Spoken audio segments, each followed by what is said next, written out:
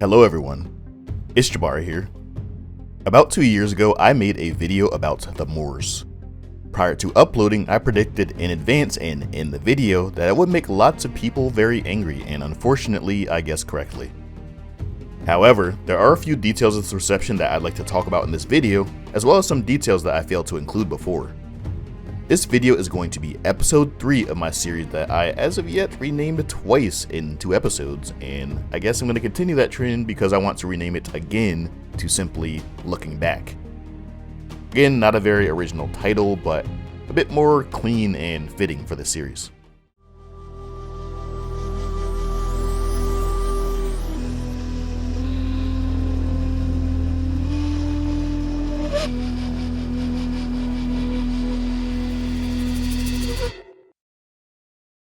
So firstly, here's an easy one. A name which would later become corrupted to Andalusia by the Spanish. These Islamic strangers had a strong impact on European art, architecture, and science, bringing new crops such as oranges, rice, avocados, and bananas, while also introducing new or forgotten technologies such as water wheels. I mistakenly said avocados, despite the fact that those are a New World crop and therefore would not have existed with the Islamic conquests. I meant to say pomegranate. Not sure how I managed to mix those two up, but there you go. Secondly, the prediction that I made of the negative reception on this video is based on the controversy surrounding the racial identity of the Moors and other North Africans like the Egyptians. There tends to be an erroneous belief that any and everything in Africa automatically means black. The entire landmass was a land entirely inhabited by people of black skin, and that anyone who doesn't fit that phenotype is a recent foreign invader. I think that this argument is primarily fueled by the fact that here in the United States, African diaspora are referred to as African American, unlike other groups of people who are usually referred to by their respective country rather than their continent. For example, Chinese American, or Mexican American, or German American. In addition to this, black people are not African American. Despite where our ancestors may have come from, we're still Americans. I mean, you don't see people going around calling white people European Americans. They're usually just called white or American. With that said, people in the United States, regardless of race, tend to erroneously view African people and their history from a pan-African perspective, and that all of its people are one and the same, all collectively part of the history of Black Americans, or African Americans. On the other side of the argument, there are those people who believe that North African peoples were utterly and exclusively non-black peoples, and that any attempt to say otherwise is just an Afrocentric attempt at claiming other civilizations as your own. Despite the fact that I was very clear about Moors not belonging to one particular race, I constantly got accused of blackwashing and whitewashing their history all at the same time by different people. What this shows me is that some people are so obsessed with their own racial self-esteem that prior to clicking the video, they already have it made up in their mind that if I don't exclusively state that the Moors belong to their particular race, or in the case of the white racist, the only criteria is to disassociate Moors from blacks completely, then it's not good enough and I'm appropriating their people and their history to a different race than what it belongs to. In the video, I made it very, very clear that Moors are a very diverse group of people and that it is simply illogical to put them into one single westernized racial category. Asking this question is similar to asking the race of an American. They are a combination of races that could be as white as Europeans or as black as sub-Saharan Africans.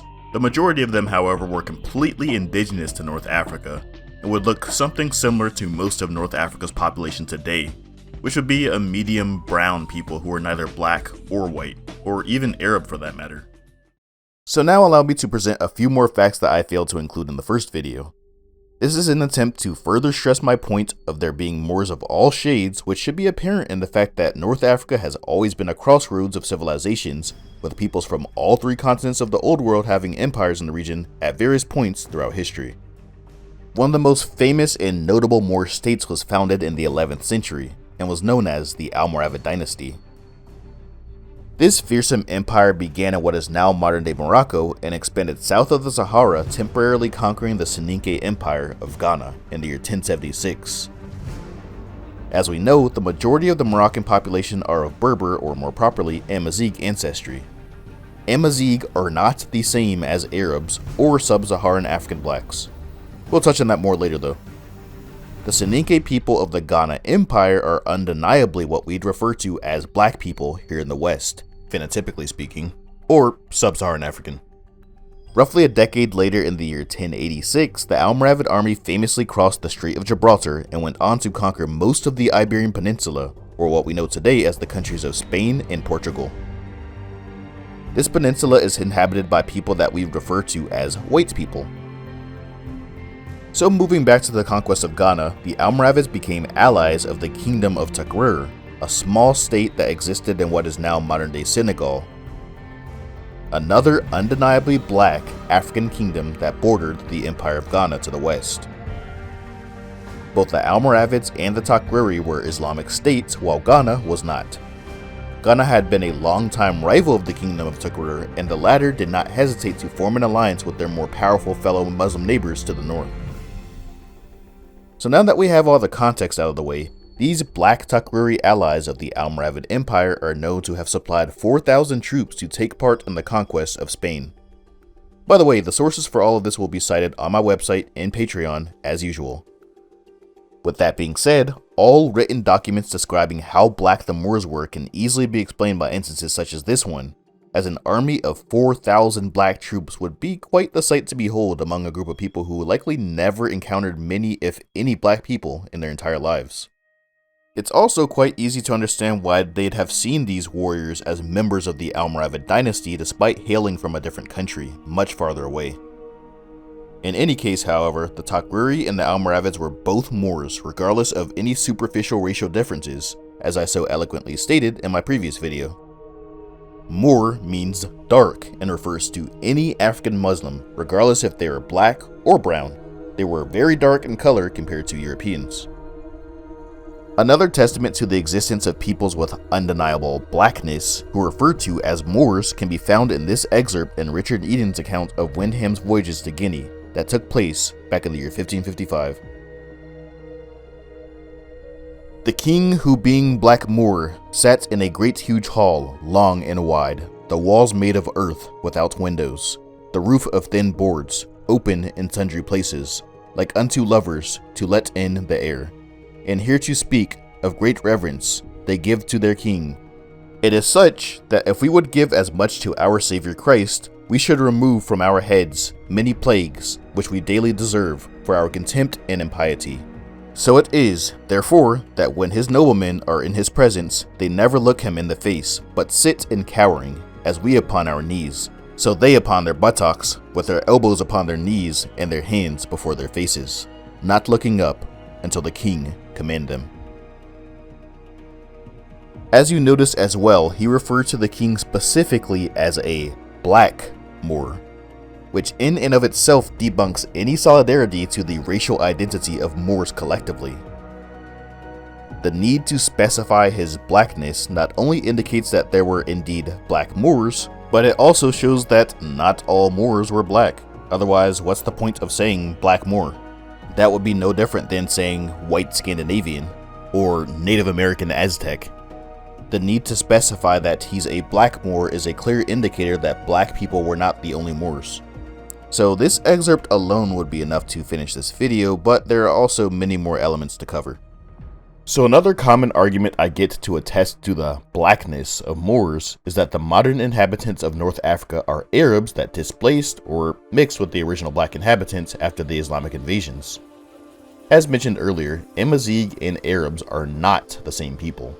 They have different languages, cultures, and even different writing systems, and only began to practice the same religion after the Arab invasions in the 7th and 8th centuries.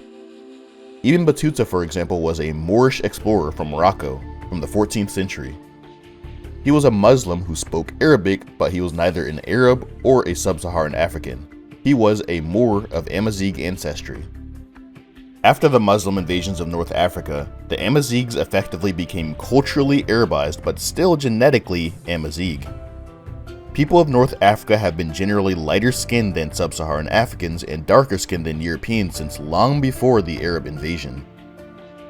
The earliest archaeological evidence of Amazigh presence in North Africa dates back to roughly 12,000 years ago, long before humans even had the slightest concept of Arabs or Islam.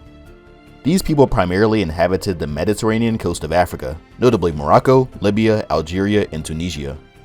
Even the Guanches, the indigenous peoples of the Canary Islands, were a light-skinned complexion and were both genetically and linguistically similar to Amazigh people, despite being isolated from the mainland for thousands of years. So much so that they were still using stone and wooden tools when the Spanish first arrived on the islands in the 15th century. This should make sense as there is a natural gradient in skin color depending on proximity to equator. This trend is more pronounced in the Old World but is still present in the New World to some extent. While it is true that there were so-called black populations in parts of the Sahara Desert in the past, there are a few things to consider. Firstly, the Sahara was once a much wetter place in a period known as the Green Sahara. Several large inland seas covered this vast area, which was primarily composed of grasslands and savanna. This is confirmed by archaeological evidence including cave paintings found deep in the heart of the Sahara Desert, depicting large herds of animals and human populations that simply could not exist there today. And large subterranean aquifers found in those respective regions are all that remain of these ancient seas. As these grasslands receded, so did human populations, with many black populations migrating south to the river Niger, Lake Chad, and east to the Nile Valley as a result of these increasingly arid conditions. Those indigenous Amazigh remained in their northerly Mediterranean homes without any need to leave since the climate remained wet enough for continuous human habitation, and still does today. Those of the desert simply retained a nomadic lifestyle, moving in and out of areas formerly occupied by phenotypically black Africans. On the southern fringes of the Sahara, mixing did indeed occur in some populations, such as the case with the Tuareg, who can be phenotypically identical to sub-Saharan Africans, Amazighs, and everything between. However, it is simply nonsensical to think that a few Arab armies can go to a land area larger than the entire United States and can replace nearly every single black person with their own. While mixing most certainly did happen, it is not an explanation as to why North Africans aren't black, especially considering that darker skin is a dominant gene. In other words, the people would be darker if they had mixed with sub-Saharan Africans. This can be observed in populations farther to the south like the aforementioned Tuareg nomads. This is also seen in Egyptian populations, both modern and ancient. Mixing did occur in some places as climate continued to dry, as it never stopped drying and still continues to do so today. Various populations converged in the fertile green Niger and Nile river systems. However, the modern inhabitants of North Africa are not collectively a product of mixing. The last major inconsistency with this mixing theory is that nobody ever mentions the Romans. Romans held territories in North Africa for several centuries. If Arabs supposedly had such a tremendous influence on the North African gene pool, why didn't the Romans? The Almoravids that many radical Afrocentrists claim to have been black invaded Spain several centuries after Rome had conquered it, so how would it be possible for their populations to have remained purely black African in phenotype after being under Roman control for so long? Why would things change so suddenly when Arabs arrived, but not with the Romans? In conclusion, Moors are not black, nor are they white, nor are they Arabs. Moors are just Moors. They're not an ethnic group or a linguistic group. They're not one unified people. They're not a particular race or a particular nationality. They have no specific homeland or unified state, and they never have. Moor is nothing more, no pun intended, than just a blanket term for North Africans or African Muslims in a general sense. Nothing more, still no pun intended, nothing less. The word Moor denotes a dark complexion which could be brown, tawny, or black in color, all of which are indeed dark in comparison to any European, and the word Moor derives from the languages of the European continent.